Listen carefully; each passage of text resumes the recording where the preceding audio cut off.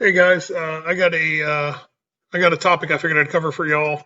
Some of you guys have been running the Terminator X for a little while and are updating to Dominator for more IO. And somebody I know sent me a global file and asked me if I could kind of put together a little tutorial on how to convert the global from Term X to V6. So you can't use the comparison tools, so we kind of have to do things side by side. So I'm going to open up Terminator X software. He's still on V1. We're going to we're going to open up a global file, the one that he sent me. There it is. Go ahead and take that in for a second. I can't believe he called his global file that. I mean, it's kind of weird, but it is what it is. So we're going to hit open. Now we've got his global file. So you notice it's named what he sent it. And we have his global, and we need to open up a V6 so that we can create a global in V6. So we're going to double click Holley Efi V6, hit open global file, and here's what I do. I just literally go in here. Whoops. I go to a base cal, and I just click the first one because we're going to change everything anyway, so it doesn't really matter. So we're going to go in here and we're going to change the name to match what he had in there, right?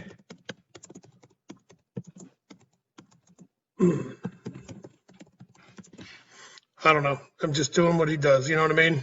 Don't judge me. We're going to click over here so I can save it in just regular global files here and save. Okay, so now we've got, that's kind of how we start things off. So we want to save them the same name just so we don't remember, or we don't forget what's what. So if you click minimize here and left click and hold the top bar here and toss it to the right, you can then do a little split screen action. So this is on Windows. If you have a Mac, maybe you're a communist, I don't know. Figure it out with that yourself. I don't know how to use those. I don't use an Apple phone either, so I can't help you with that.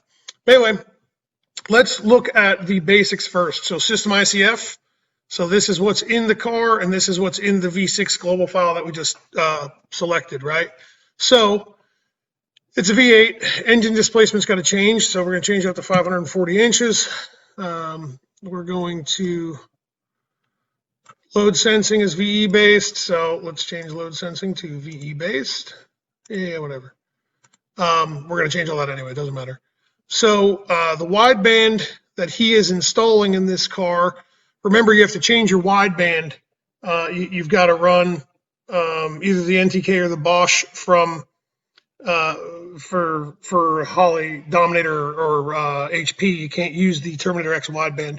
So he's going to be running the NTK.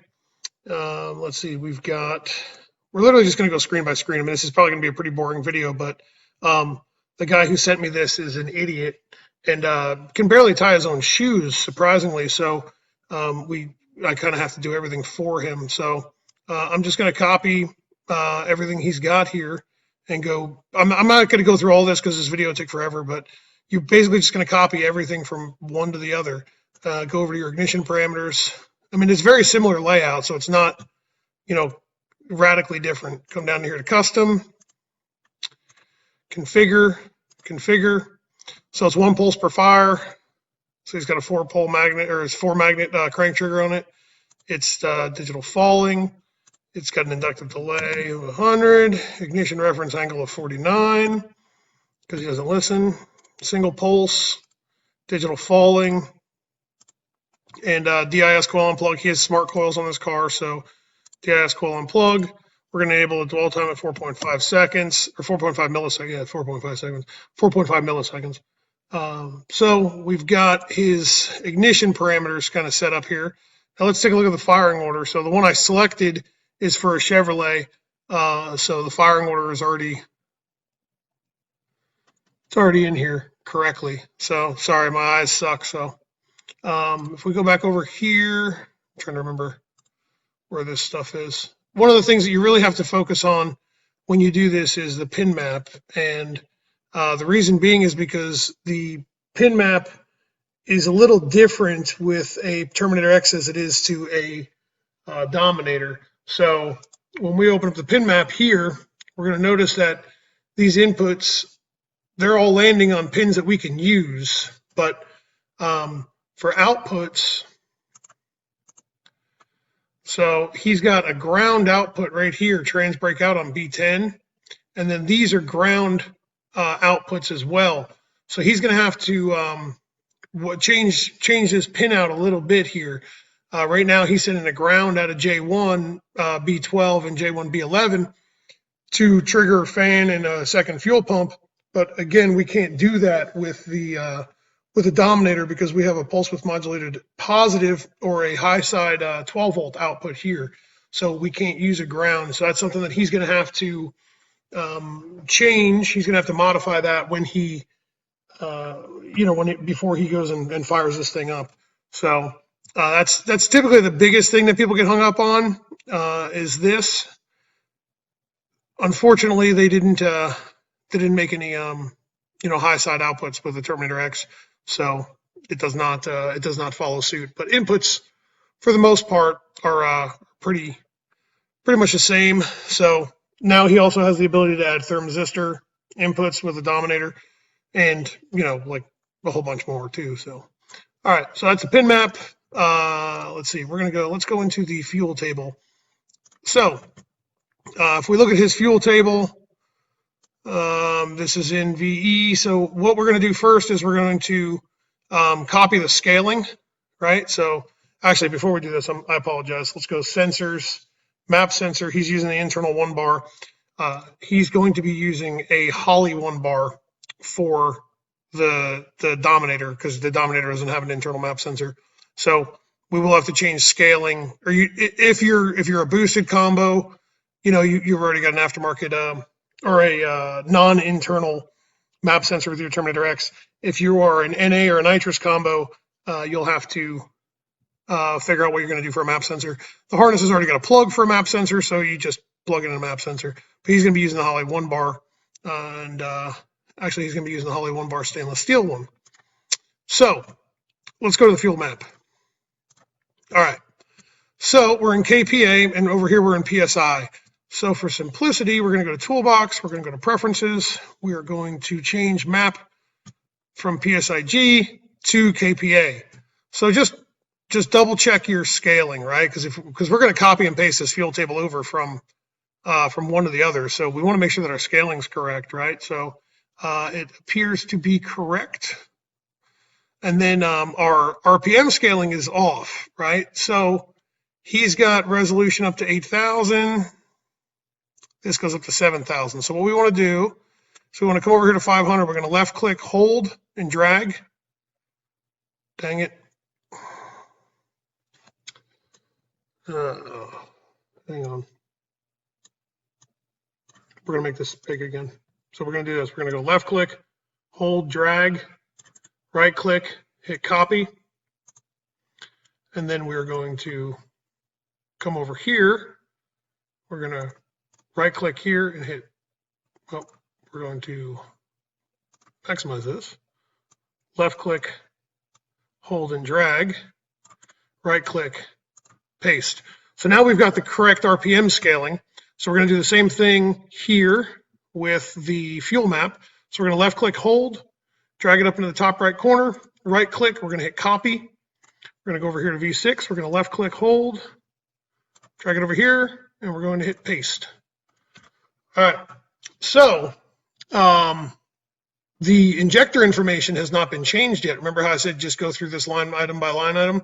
So that's why we have white cells up here, because if we look, it is out of fuel injector in this area. So that's why you see these white cells with red writing. It's letting you know that you're out of injector there. So, but again, like I was showing you before, I'm not going to go through every single screen, just kind of the important ones.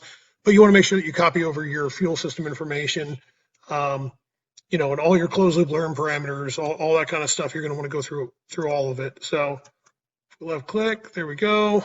I know I'm kind of whipping through this, but I don't want this video to take 3 hours. So if we go over here to ignition, what we're going to do is, we already know that this is wrong, right? Well, this is correct. This is what's in the engine, or this is what's running the car right now. This timing table. So we're going to copy the fuel axis because we've already fixed that, right? And it is going to match our Terminator X software here too.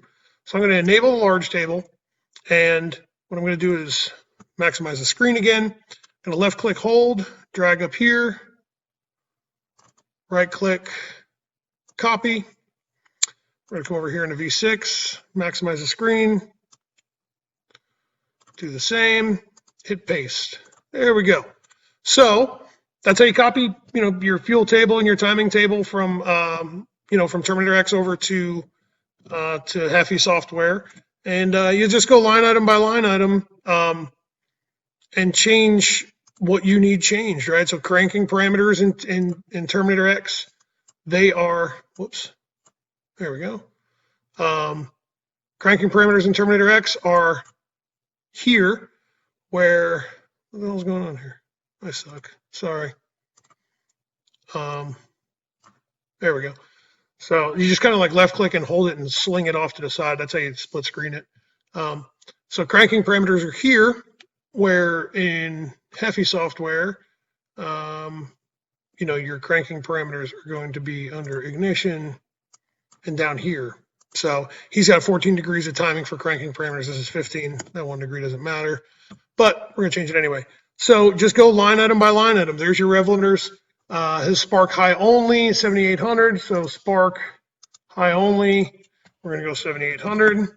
And rev limit 1 is enabled. It's spark high only, and that's on at 3,500. So this is pretty basic stuff. It's just that you'll have to go line by line. Plan on spending an hour to do this, and once you do, you should be able to fire your car right back up exactly the way it ran before on V6 as opposed to Terminator X. So hopefully that taught you some stuff. Oh, if you guys don't know how to do this, notice we have nitrous in this one in the Terminator X. So we're going to go toolbox, add individual config, nitrous, single stage dry. There we go. We've got the nitrous ICF. There you go. There you go. And you just go through, enable your input, activate, yada, yada, yada. So hopefully this teaches y'all something. The little split screen deal works pretty well. If I was in on my office computer, I've got a big wide monitor, so you can actually view this stuff, pretty well, like, wide open, when you have like a real wide monitor, dual monitors or something like that. So anyway, that's all there is to it. Just go line item by line item, double check every single thing that you got inside of your global file from Terminator X, and throw it in the car and fire it off. So make sure you do your TPS auto set, of course. And if you had to change any wiring on your outputs, of course you would do that already. But hopefully you would have gotten to the point where we were looking at the pin map and said, hey, my outputs are different. We should probably go fix that right now. So, and you would have wrote it down on a piece of paper and then transferred it over to your global file. So there you have it. That's all there really is to it, to swapping from Term X to a Dominator or an HP. See you guys.